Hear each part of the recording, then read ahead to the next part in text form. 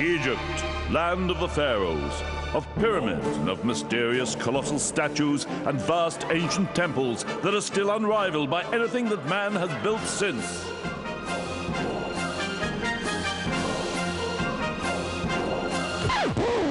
Look, quite honestly, this stuff isn't what interests me. I mean, these are just the funeral arrangements for some crazed megalomaniac who lived 3,000 years before they thought of cryogenic freezers.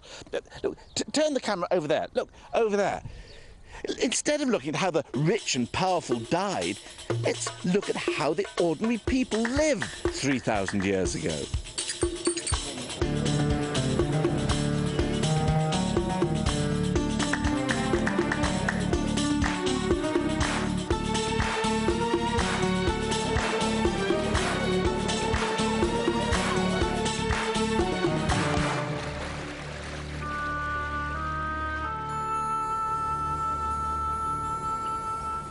I get the impression that there's a lot going on in modern Egypt that would have been familiar to the ancient Egyptians who lived 3,000 to 4,000 years ago. Well, this is my first visit to Egypt, and to show me around, I'm lucky enough to have a most untypical Egyptologist, Dr. Joanne Fletcher. And she tells me that one significant similarity between today and the times of the pharaohs is the spirit of cooperation. Wherever you look in modern Egypt, whether it's in rural communities such as this or in urban environments, you see a great sense of teamwork. And if a job has to be done, then quite often there are a large group of people doing it. Well, these people are doing it for free, they're just coming out? Yeah, neighbours help each other. If you have a house to build, your neighbours will help you. And when your neighbour's building their house, you help them. But surely this doesn't go for the building of the pyramids, for example? Oh, absolutely, yeah. The pyramid... Come on. No, truly, the pyramid actually embodies this ethos, very much so. It was very much a team effort. From every corner of the land came teeming multitudes of workers, and then slaves and generations of slaves to wrest the rock from the unyielding earth, while armies of wretched humanity suffered and died to haul their colossal burden across the desert. Some archaeologists are convinced that the men who built the pyramids were not slaves, but free men working in some sort of cooperative effort. So it may be that the image of ancient Egypt conjured up by Hollywood is based on a profound misunderstanding of how the ancient world worked. I mean, for goodness sake, they even went on strike in ancient Egypt. One lot of workers held a sit-in because they ran out of makeup. But we'll come back to that.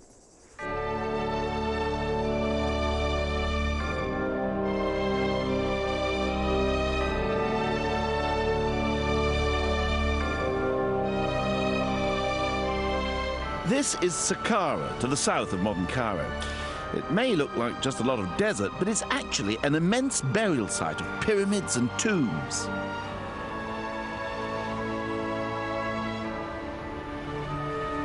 You sometimes get the impression that the ancient Egyptians were obsessed with death.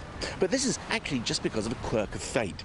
You see, only 5% of the land of Egypt is fertile, and they didn't want to waste that in the old days on graveyards. So they got in the habit of burying their dead out here in the desert.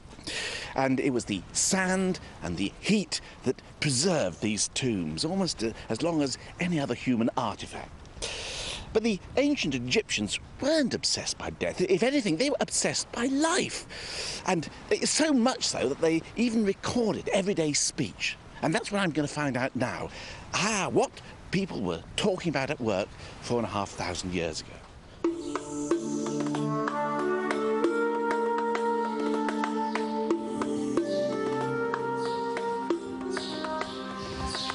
I'm told that in here is buried a top civil servant, a chap by the name of T.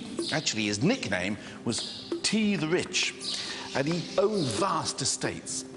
Well, on the walls in here, he had inscribed snatches of the conversations that he'd have heard as he walked around those estates.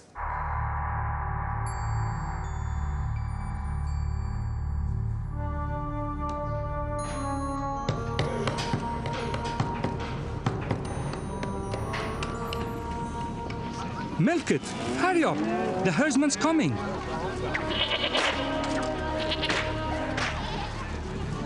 Hey, herdsman, Watch out for the crocodile. It lies in the water and comes unseen.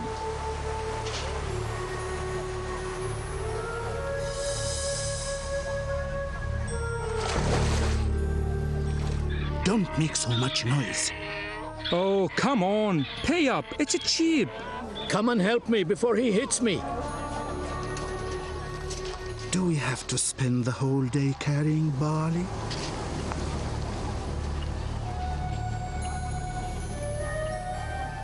You can't help feeling that T must have had some affection for his workers, at least enough to want to take their chatter with him into the next world. And I wonder how many modern works managers want to do that. But did T and people like him care enough about his workers to treat them well in this world? All of us know that anyone that carrying load or pulling load or pushing load may cause this very bad effect on the backbone, especially the backbone. Dr. Azza Mohammed Sariel Din of the Human Genetics Department, National Research Centre, Cairo, explained to me that the workers who built the pyramids had a pretty hard life. It is the lower part of the backbone of the vertebrae of one of the workers. His age was 35 years age. And you can see this, of course, it is not smooth as you see this bone. If we see this vertebra, we will find that it is tapered anteriorly, and this is not normal. This is also because of the compression of the load that he carrying heavy weights. Yes. Well, here in Luxor, almost 500 miles from Cairo, Joanne is taking me to the tomb of a craftsman called Sennacherib. Watch your head, Terry, it's quite low down. Wow. This is someone I wanted to show you, Terry. This is Sennacherib, a workman. Okay, it looks like a farm worker, isn't he? Well, actually, what it shows is Sennacherib, the worker, followed by his wife, Nefertiti, and they're showing themselves during the afterlife. This is a scene of the afterlife, and this is how they imagined it, an eternal round of ploughing, reaping and sowing in the fields of the blessed. They have now achieved paradise. He's reaping the corn here, and it's very high, it looks like the corn. It's as tall as he is. Well, that was how they viewed the afterlife. Corn would grow to at least 6 feet high. There'd be no pests in the field, no insect pests or anything. It would be bliss. So this man, he was just a farmer, a farm worker, was he? Well, he was actually an artisan, a craftsman, a painter of immense skill that worked in the royal tombs in the Valley of the Kings. So he'd be doing things like what, painting the mum, the coffins and things like that? And also painting the scenes in the royal tombs. Oh, wow. Isn't it a great view? See all the village. So this is Sennacherib's village? Yes, Sennacherib would have lived here. In the bottom right-hand corner, actually, that's his house.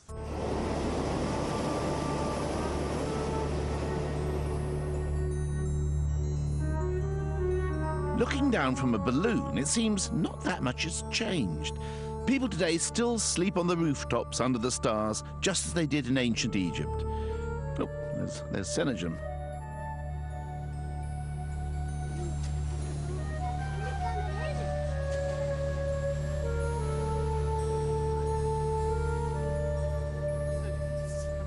Joanne is a great enthusiast for the Egyptian way of life, past and present.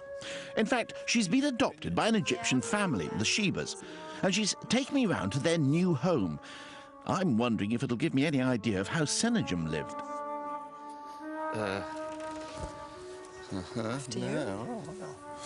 So this is the best room that nobody uses, eh? Yeah, this is the front parlour just for visitors, special guests. Tisbel care? Hey, everyone. This is the family. Wonderful family. And I mean, the furniture is basically the kind of furniture not very different from the furniture that we've had. Absolutely. I mean, totally comparable. I mean, these kind of low benches, either in wood or in mud brick, and then kind of padded out with cushions. I mean, the Egyptians have always liked sort of comfort, and these plump cushions have been found in pharaonic tombs. And so you might sleep up here, huh? You could sleep up there, yeah. Yeah. Oh, and it's beautiful. Oh, the wind is blowing in my face. There's a central column, exactly as it was, holding up the roof. If you look at the roof structure, we'll get a good idea of how the roofs originally were at Deir el Medina, with the palm fronds going one way and then the wooden beams the other way. And half this room covered over and half it open to the sky. Yeah, because of course it never rains. Yeah. And these inner rooms that we can see here, again, very, very simply furnished, and the 2 bedrooms leading off. Mats on the floor. A few of them have beds, but by and large the family tend to sleep on the floor on these low benches. Yes.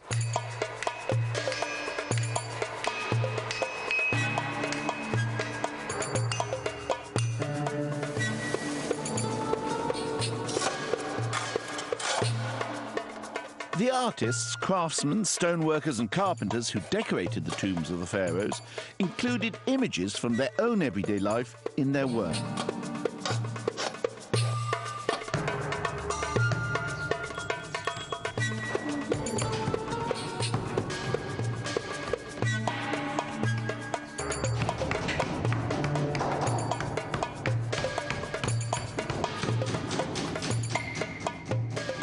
Tomb workers like Senajem built their own tombs and decorated them in their spare time.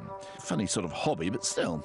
But these do-it-yourself tombs have left us with wonderful images of everyday life in the ancient world. Woodworking, is that? Yeah, woodworking too. Can you see the guy using the saw to saw through that plank?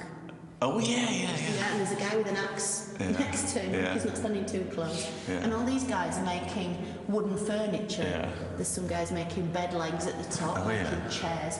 And then this wonderful creation here. Oh, it's a Welsh dresser. But this scaffolding is fantastic. It really is. Smile there. Yeah. This guy's holding onto the side of the scaffolding while he's reaching up, possibly with a stone pounder, which we use to sort of even away the surface. So this is the brickworks there. Breaking up the mud there, and then the guy above is actually fashioning it into mud bricks with the little wooden mud brick maker. Oh, bellows! Oh, he's pumping. Yeah, he's pumping the fire. He's holding string to bring them up. Yeah, and they're getting the temperature of the fire, and then the smelting metal. They've got a couple of guys with bellows. The craftsmen and engineers who worked for the pharaohs could expect quite a few perks and benefits. In fact, one works manager here in Deir el Medina actually recorded the reasons why some of his workmen had taken time off. One had been ill, fair enough. Another had been sacrificing to the god. Not sure whether he'd get away with that nowadays. Another one had been having a row with his wife. Another was building his house, and another one had been bitten by a scorpion. Oh, and one fellow had taken time off to brew some beer, and what's more, to drink it. So it wasn't all bad working for the pharaohs. At a street market in Cairo, Joanne tells me more about her favourite subject of mine. Beer. Beer was drunk by everyone, men, women, children. It was a bit thick, a bit soupy, so they had to use What's it a bit thick? I mean, how do you mean? I mean, sort of like... Well, they made it with barley and bread and all kinds of things, and it kind of had a bit of a sediment. A bit, you know, it's a bit... I mean, but more than like real beer has now in England. I mean, our real beer has sediment. A good beer should have a sediment. Yeah, but this was just like vegetable soup. I mean, there were things floating in it, for goodness sake. So they had to sieve it or use a kind of special sieve straw. And the wealthy drank wine, of course. I mean, for instance, Tutankhamun, we know from his tomb goods, he preferred white wine. Really? Fairly dry white wine. So Tutankhamun liked white wine.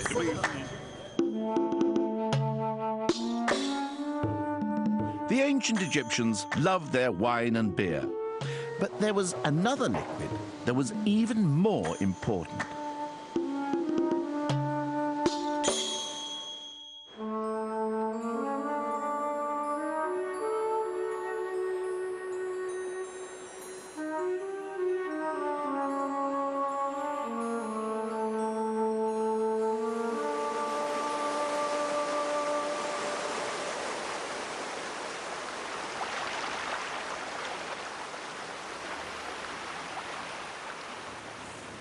Egypt is unlike any other country. Its people and its history are unique. And that uniqueness is based on this river. Egypt was, and Egypt is, the River Nile. But oddly enough, the thing that the ancient Egyptians particularly liked about the Nile was that it was prone to flooding. The first proper guidebook description of Egypt was written by the Greek Herodotus. When the Nile inundates the land, all of Egypt becomes a sea, and only the towns remain above water, like islands. At such times, shipping no longer follows the stream, but goes straight across the country. For example, sailing right alongside the pyramids. The reason why the flooding of the Nile was so important is that it brought silt down from Ethiopia and Uganda. This rich mud made all the difference between the fertile land and the barren desert. In fact, the ancient Egyptians were so fond of this mud, they actually named their country after it. They called it Kemet, or Black Land.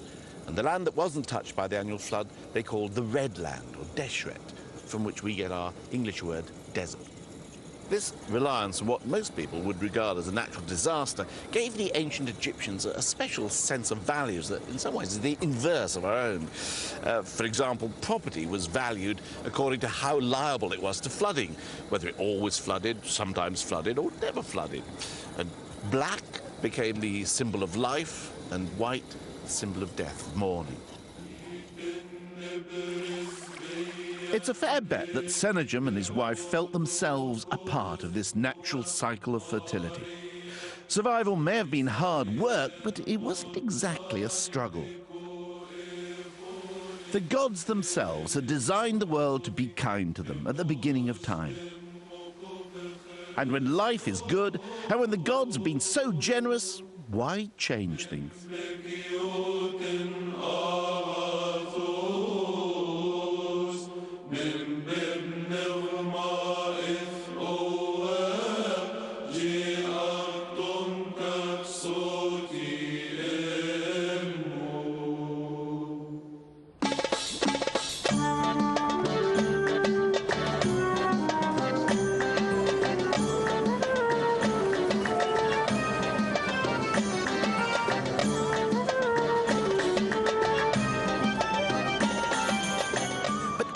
Any closer to Sennacherib?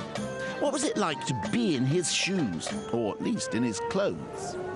Well, it just so happens that Joe has got a pattern book that can help us, haven't you, Joe? Yeah, and we need to take it to the cloth shop first. Okay. Well, tell us what the pattern book is. Well, it was put together by a textile expert who's been examining for many years the actual clothing of the ancient Egyptians, how they were made and constructed. Hello. Hello. Could we see some material? ممكن نشوف هناك? So what are we looking for, Joe? We're looking for something fine white linen, creamy white linen that would have made something like this. Yeah. A kind of large overshirt, almost. Now, did they wear the lighter cloth? Would that be because they could have lots of different garments like this? Whereas the poorer you were, you'd have only one garment or something. You'd have a heavy one that would last. Very much so. I mean, the loincloths of the workers were generally coarser linen and, you know, a couple of changes of loincloth, and that was really it for the vast majority. Very good. Breathe in. Great. We need to make this ancient Egyptian garment, which is very, very simple. It's just a single piece of cloth. It has to fit terry.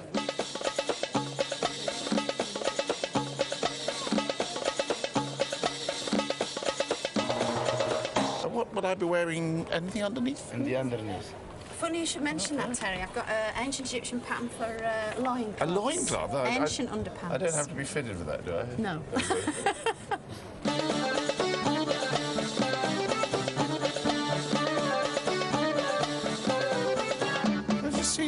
The ancient Egyptian loincloth design. Oh, yes, there it is. Oh, well, that's... There were some fantastic examples found at the workman's village as well. Those are just exactly like, you know, two it's robots. sort of split crotch, is it or not? No, it was sewn down the middle. Oh, good.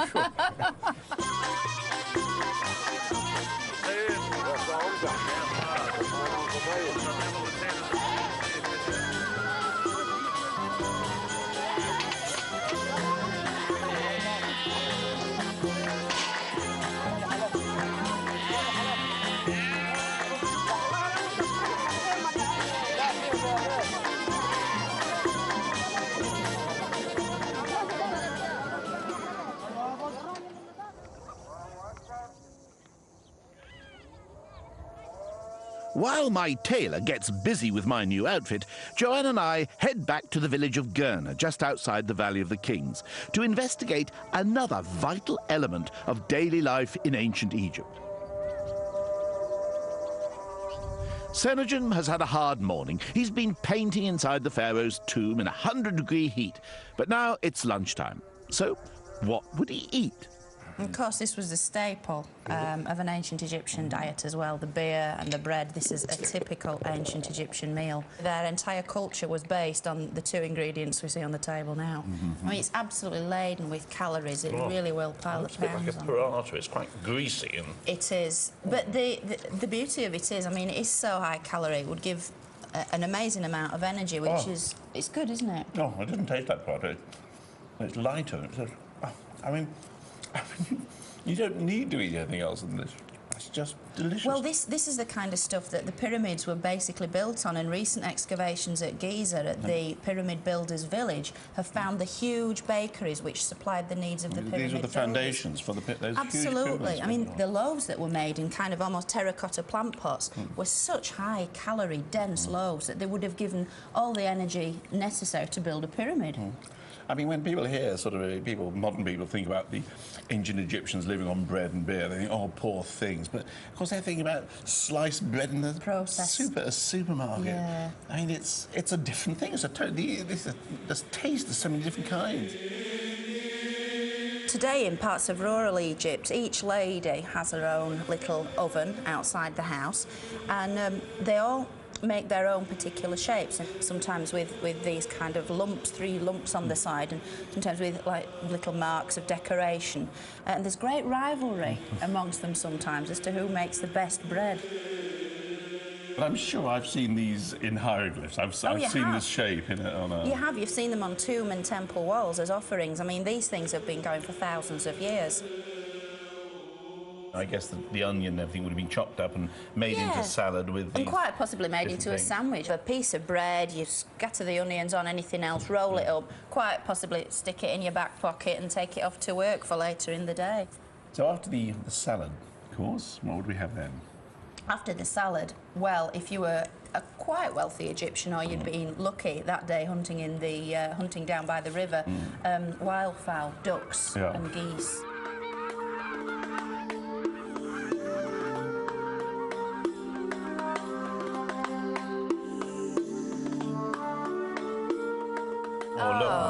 Absolutely fantastic. No, they wouldn't have had duck. They would have had duck, and they like to cook it. They like to have crispy roast duck basted in honey.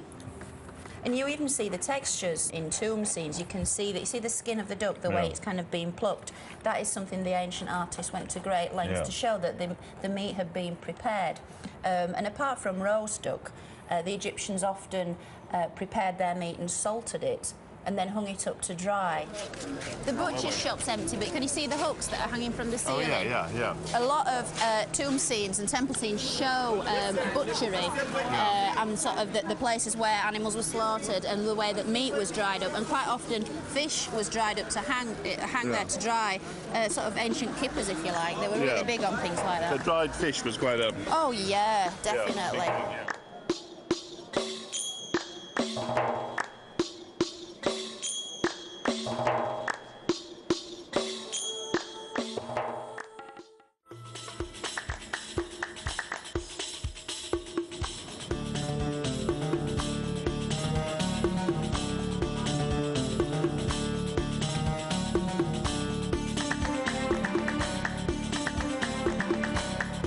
To 4,000 years ago, ordinary Egyptians lived lives as full and rich as they do today. They also had experts and technicians just as skilled as today's. In fact, the ancient engineers could have taught today's a trick or two. In the mid-20th century, the Egyptian government decided to build a dam to control the flooding of the Nile. The dam promised to bring all sorts of advantages to the modern world. The snag was that it would create a huge lake exactly where one of the greatest monuments of the ancient world stood, the great temple built by the pharaoh Ramesses II in the 13th century BC at Abu Simbel. So, in the 1960s, the United Nations organised the rescue of the temple by chopping it up into bits and moving it to the top of the cliff. However, deep inside the temple sits a row of gods. At the original site, the temple had been carefully aligned so that twice each year, on February the 23rd and October the 23rd, the rays from the rising sun bathed the statues of 3 of the gods in light. The modern engineers tried to reproduce this effect, but they got it wrong.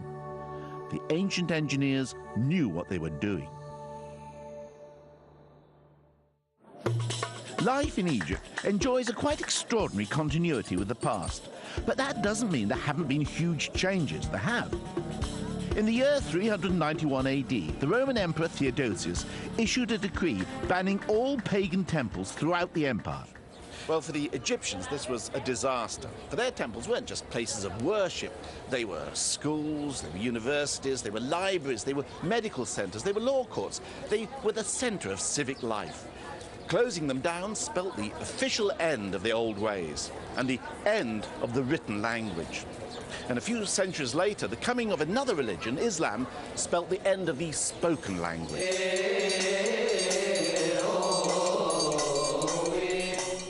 However, the language of ancient Egypt was still being spoken, and it still is.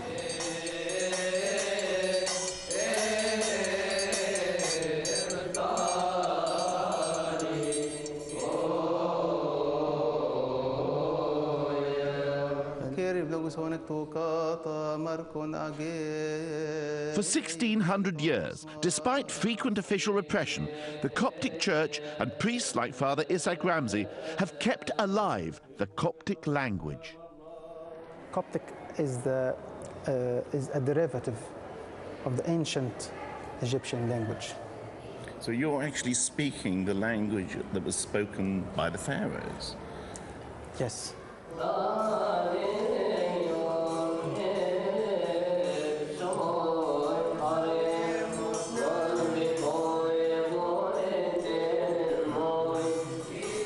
It may be that the way Coptic is being spoken here bears as little resemblance to the way it was spoken in the ancient world as modern English does to Anglo-Saxon.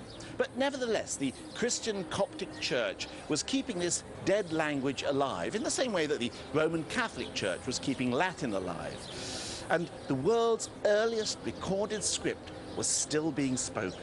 And it was this realization that was crucial to cracking the meaning of the hieroglyphs. So here we are, listening to the language of the pharaohs and able to read their scripts. What words of wisdom, what secrets and mysteries are they handing down to us through the millennia? On this day, the following clothes were given to the laundrymen: 10 kilts, 8 loincloths, and 5 sanitary towels. Actually, the word hieroglyph is a bit of a misnomer. You see, when the ancient Greeks first came across these mystical writings on the Egyptians' tombs and temples, well, they naturally assumed they were full of mystical significance. So they called them hieroglyphs, or sacred carvings. But in fact, a lot of them were far from mystical, and they weren't all just carved on temple walls. The Egyptians invented the first paper. They used the inside of the reed known as the papyrus, and that's where we get the name paper from. And this was what they used for official documents and for archiving. But for everyday notes and messages, there was a much cheaper version at hand, or rather at foot. They had bits of broken pottery or shards of limestone. And this is what they scribbled their messages on. But for this, they developed a kind of shorthand version of the hieroglyph, which is known as hieratic. Is somebody writing something down here? He's reading out from a papyrus with the text, the ritual text on, reading out over the ritual implements which were used at the funeral, and standing on this small black, almost like a coffee table. The papyrus is painted white, isn't it? Like... Yeah. To just kind of give the kind of idea of pristine, shiny new whiteness. It's a new piece of papyrus. Papyrus grew in abundance alongside the Nile, and someone worked out that by cutting it up, rolling it out and soaking it, interleaving it and then pressing it, you could produce something you could write on.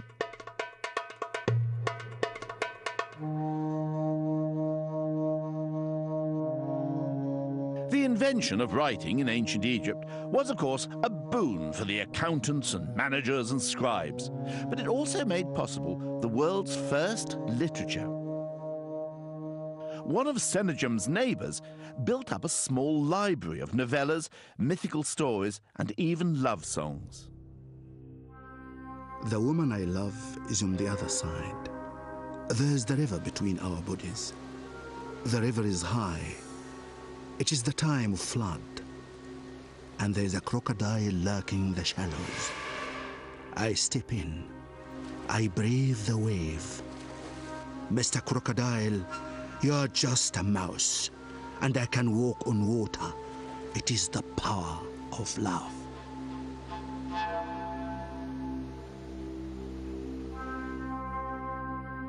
Another literary genre which the ancient Egyptians seem to have instigated is the autobiography. Of course, theirs tended to be written in stone. Here, for example, a man named Ahmose tells how he worked his way up from nothing to become a fully paid-up member of the nouveau riche. I grew up in the town of Neheb. My father was a soldier of the king. I took service as a soldier in his stead on the ship the Wild Bull in the time of Ahmose, when I was young and had not taken a wife. And I carried off a man as a living captive. I went down into the water, for he was captured on the city side, and crossed the water carrying him.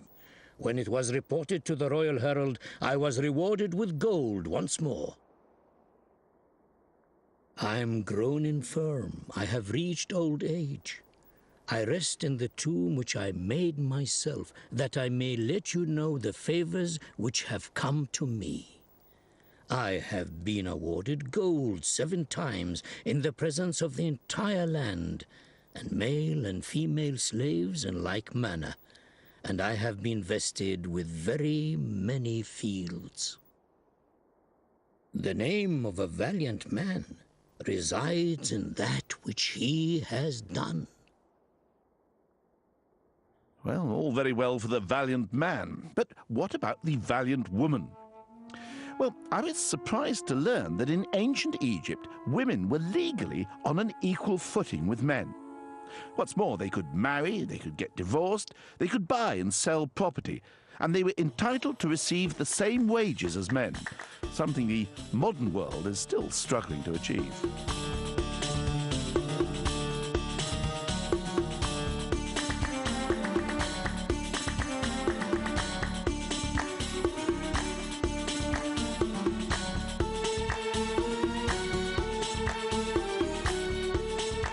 One text even warns men against blokish behavior as a cause of domestic rows. Do not control your wife in her house when you know she is efficient.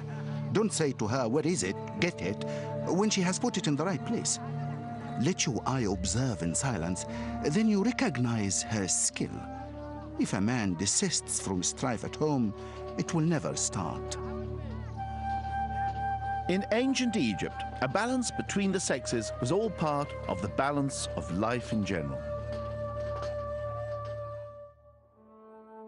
Here in Luxor, it's hot, often over 40 degrees centigrade, 100 degrees Fahrenheit. No wonder the ancient Egyptians needed the odd shower.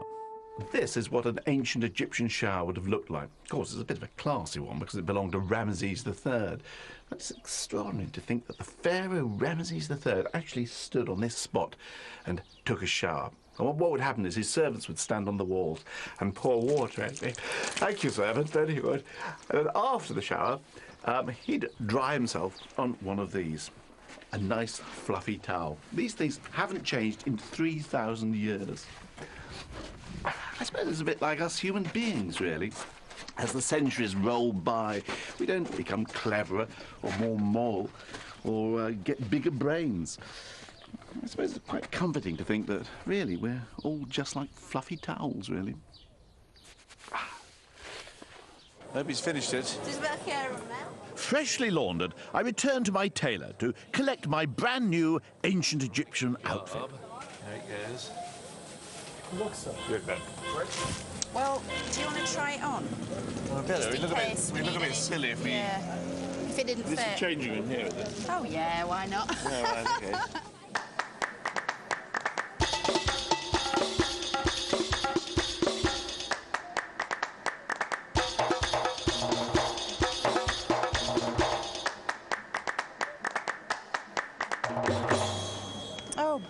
It's nice to keep my tummy in that. Yeah. Great. That should be fine. It's nice to fit in a bit more with the local population. Isn't it? Blend in. So that's going around there like that. Ah, just the job. Yeah. Oh, I can't quite get around to do it up there, but I think that'll be fine. Oh, sugar. Thanks. So? Very good. I always wear socks in Egypt. It's the cool and a good woolen sock. It's very necessary for the midday sun. Well, I'm not exactly inside Senegem's skin, but at least I'm in his clothes. The one thing that Senegem would not be seen in public without is makeup. You see, makeup was an essential tool for the ordinary person 4,000 years ago. And again, there was equality amongst the sexes. Men wore makeup as well as women. This brings me back to the strike of workers I mentioned earlier. It happened one day in 1170 BC. Some workers on a tomb in the Valley of the Kings went on strike because they ran out of makeup. They claimed they wanted more moisturising oil and clothes and vegetables and fish. The local bureaucrats tried to persuade them to go back to work, but no dice, and the workers held a peaceful sit-in here in this temple. Eventually, they were offered a month's worth of supplies, but that still wasn't good enough, and they stuck the sit-in out until they were offered 2 months of makeup and food. So now, why did the men put this stuff on their eyes? Well, it can be compared to kind of like American footballers who wear the black stripes under the eyes to sort of reduce the glare of the sun from the pitch. It's exactly the same in ancient Egypt. I mean, you know how warm it is here, how hot, and the sun blazing down on the desert, on the rocks. So for those outside undertaking manual labour, they would have needed something to very much reduce the glare of the sun. So it's kind of like ancient Egyptian sunglasses, really. So on my face as a worker, I would have some moisturising oil. Lots of moisturiser, yeah, all over your skin, possibly perfumed, and then the eyes made up. Yeah. And it's very weird, isn't it, think of these manual labourers going off to work with their sandwiches and their makeup box. Absolutely. But there is a picture of somebody doing it for somebody while he's on the job, isn't there? Yeah, in the Tomb of the Workman Ippy, there's a scene of Ippy's colleagues hard at work, and then there's a guy going around actually applying this stuff to them as they're actually in the process of working.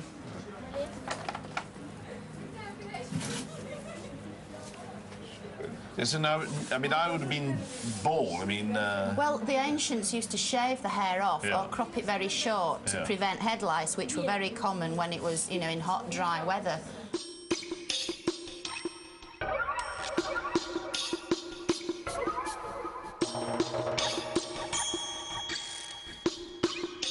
That the wealthy certainly would have worn a wig, and so if we flatten your hair down now using a kind of gel, I mean, in the ancient times they used a mixture of resin or wax or fat. In fact, some of the ancient recipes say hedgehog fat was used to cure baldness. Really?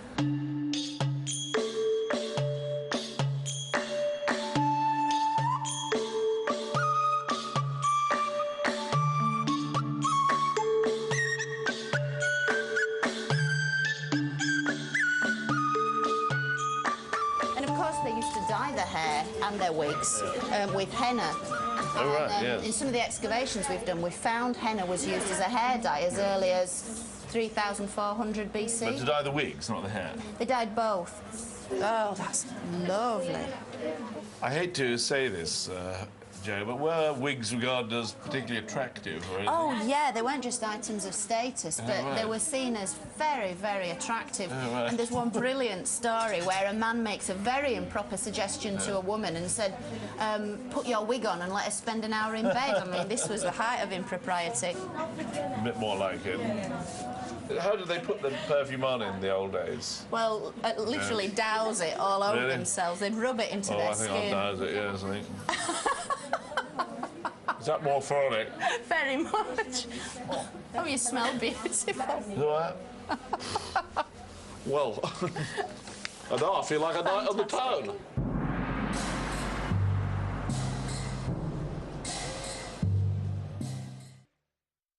The protection offered by eye makeup was not simply practical, it was also mystical. You see, the eye, or to be precise, the Eye of Horus, possessed for the ancient Egyptians magical powers of protection against evil. You still see it today.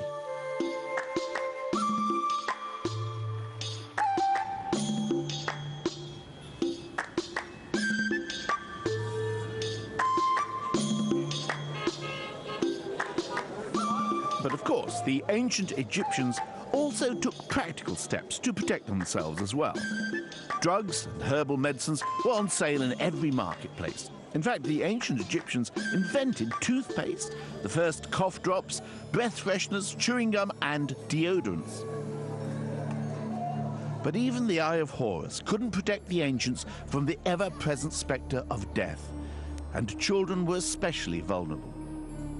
Come on out, visitor from the darkness, who crawls along with its nose and face on the back of its head. Have you come to kiss this child? I will not let you. Have you come to do it harm? I will not let you. I have made a potion to protect it from you, out of garlic, which is bad for you, from honey, which is sweet for the living and bitter for the dead. Death in ancient Egypt was as much a business as it is today. And of course, there was money to be made out of it. These women, for example, were professional mourners. And here they're training up their young apprentices to weep and wail and tear their hair. Archaeologists have also revealed sharp practice in the ancient Egyptian undertaking business. Mummies have been found stuffed with twigs and grass, even an old broom handle. But in any case, the ancients weren't all as confident in the afterlife as we may like to imagine. A blind harpist from 4,000 years ago warns us, "Party while you can, don't let up. Look, no man can ever take his goods with him. See, no one who goes ever comes back."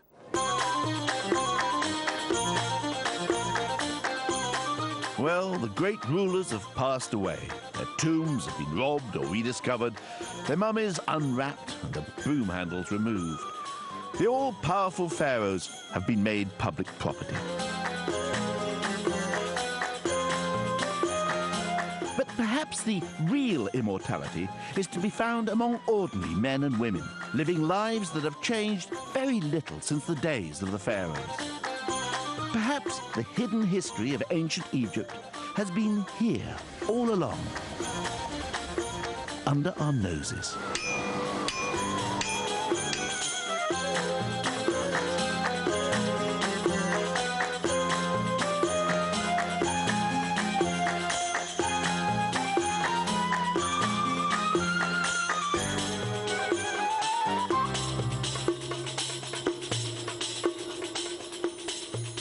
For the ancient Egyptians living here in Thebes, it was a small world.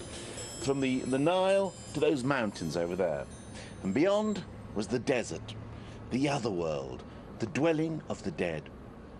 It wasn't that they were obsessed with death, it was just that death was their next-door neighbour, and they'd learned to live with it.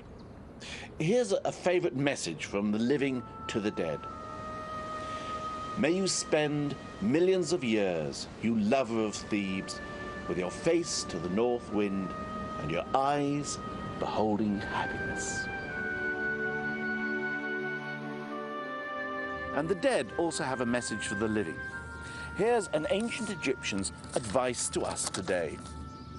Be merry all your life. Toil no more than is required, nor cut short the time allotted to pleasure. Don't waste time on daily cares beyond providing for your household, and when wealth has come, follow your heart. Wealth does no good if you're glum. When they thought about the afterworld, they saw it as very much like this one. Because, you see, for the ancient Egyptians, heaven was Egypt, and hell was to be anywhere else. I wonder how many people living today in Los Angeles or London could say the same.